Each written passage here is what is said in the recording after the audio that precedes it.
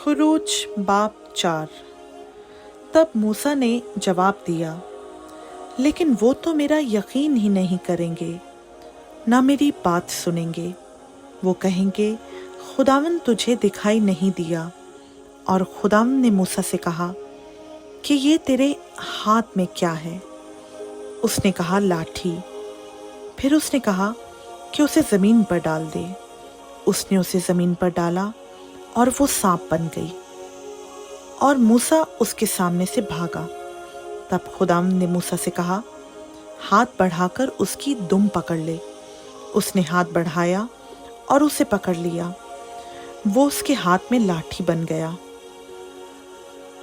ताकि वो यकीन करें कि खुदावंद उनके बाप दादा का खुदा, अब्राहम का खुदा, इसहाक का खुदा और याकूब का खुदा तुझको दिखाई दिया। फिर खुदावंद ने उसे ये भी कहा कि तू अपना हाथ अपने सीना पर रख कर ढांक ले। उसने अपना हाथ अपने सीना पर रख कर उसे ढांक लिया, और जब उसने उसे निकाल कर देखा तो उसका हाथ कोढ़ से बर्फ की मानंद सफेद था।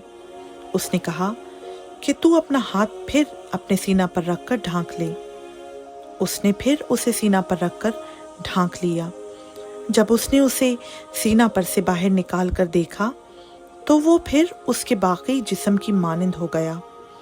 और यूं होगा कि अगर वो तेरा यकीन ना करें और पहले मौजज़ा को भी ना माने, तो वो दूसरे मौजज़ा के सबब से यकीन करेंगे। और अगर वो इन दोनों मौजज़ों के सबब से भी यकीन ना करें और तेरी बात ना सुने, तो तू दरिया का पानी लेकर खुश्क ज़मीन पर छिड़क देना, और वो पानी जो तू दरिया से लेगा खुश्क ज़मीन पर खून हो जाएगा। तब मूसा ने खुदावंद से कहा, ऐ खुदावंद, मैं फंसी नहीं, ना तो पहले ही था और ना जब से तूने अपने बंदा से कलाम किया, बल्कि रुक रुक कर बोलता हूँ और मेरी ज़ुबान कुंद है। तब खुदावंद ने उसे कहा कि आदमी का मुंह किसने बनाया है, और कौन गूंगा या बहरा या बीना या अंधा करता है? क्या मैं ही जो खुदावंद हूँ ये नहीं करता? सो अब तू जा, और मैं तेरी ज़ुबान का ज़िम्मा लेता हूँ और तुझे सिखाता रहूँगा कि तू क्या क्या कहे। तब उसने कहा कि ऐ खुदावंद, मैं तेरी मिन्नत करता हूँ, किसी और के हाथ से जिसे तू चाहे ये पैगाम भेज। तब खुदावंद का कहर मूसा पर भड़का, और उसने कहा, क्या लावियों में से हारून तेरा भाई नहीं है? मैं जानता हूँ कि वो फसी है, और वो तेरी मुलाकात को आ भी रहा है, और तुझे देखकर दिल में खुश होगा। सो तू उसे सब कुछ बताना और ये सब बातें उसे सिखाना, और मैं तेरी और उसकी ज़ुबान का ज़िम्मा लेता हूँ, और तुमको सिखाता रहूँगा कि तुम क्या क्या करो। और वो तेरी तरफ से लोगों से बातें करेगा, और वो तेरा मुंह बनेगा, और तू उसके लिए गोया खुदा होगा। और तू इस लाठी को अपने हाथ में लिए जा, और इसी से इन मौजज़ों को दिखाना। तब मूसा लौटकर अपने खुसर यत्रो के पास गया और उससे कहा कि मुझे ज़रा इजाज़त दे कि अपने भाइयों के पास जो मिस्र में हैं जाऊं और देखूं कि वो अब तक जीते हैं कि नहीं। यत्रो ने मूसा से कहा, सलामत जा।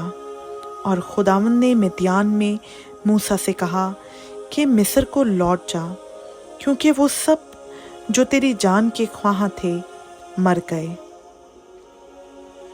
तब मूसा अपनी बीवी और अपने बेटों को लेकर और उनको एक गधे पर चढ़ाकर मिस्र को लौटा, और मूसा ने खुदा की लाठी अपने हाथ में ले ली।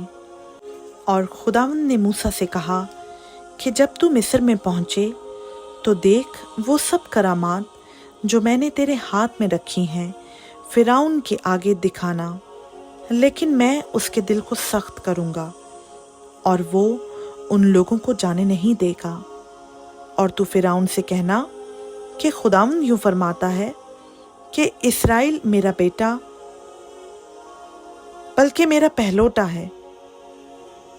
और मैं तुझे कह चुका हूँ कि मेरे बेटे को जाने दे ताकि वो मेरी इबादत करे, और तूने अब तक उसे जाने देने से इनकार किया है। सो देख, मैं तेरे बेटे को बल्कि तेरे पहलौठे को मार डालूंगा। और रास्ता में मंजिल पर खुदावंद उसे मिला और चाहा कि उसे मार डाले। तब सफूरा ने चकमक का एक पत्थर लेकर अपने बेटे की खलड़ी काट डाली और उसे मूसा के पांव पर फेंक कर कहा, तू बेशक मेरे लिए खूनी दुल्हा ठहरा। तब उसने उसे छोड़ दिया।